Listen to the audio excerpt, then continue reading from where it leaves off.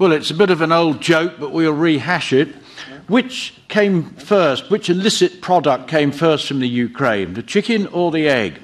And at least this is probably my last intervention at an Agriculture Committee meeting, I can at least agree with Martin Häusling, who I normally disagree with, why he's so upset about this. What he didn't mention, though, was that for every illicit import of a Ukrainian chicken or an egg, we're also importing some wheat that British or European farmers should have produced, but almost certainly won't be used in the production of those products.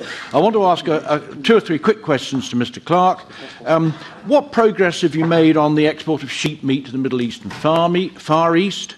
You mentioned Uruguay as a separate entity to Mercosur. Now, I understood that Uruguay was actually part of Mercosur, so I wondered if that was just a slip of the tongue or whether Uruguay has left Mercosur. And finally, I would be very remiss if I didn't ask if you could drop any hints about agricultural trade with the UK post-Brexit. The last time I asked you this question, you said it was above your pay grade, so whoever's making that decision must be paid very well indeed. Are you able to drop us any hints on that? Thank you very much. The question was raised, how is it that Uruguay can have a separate access to this quota when it's a member of Mercosur? The answer is that each individual country has to be individually authorised to export to the European Union. It has to demonstrate that it can meet our health and safety and very specific production standards for this particular quota. Just a minute, Mr. Agnew, please.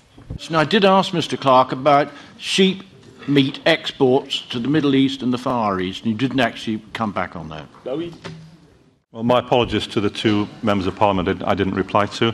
Mr. Agnew, I'm afraid I don't have at my disposal today our export figures for sheep meat to the Middle East and North Africa. I can quite quickly find those and send them to you and share that information with the rest of the committee, but I don't have the information at my fingertips. I apologise for that.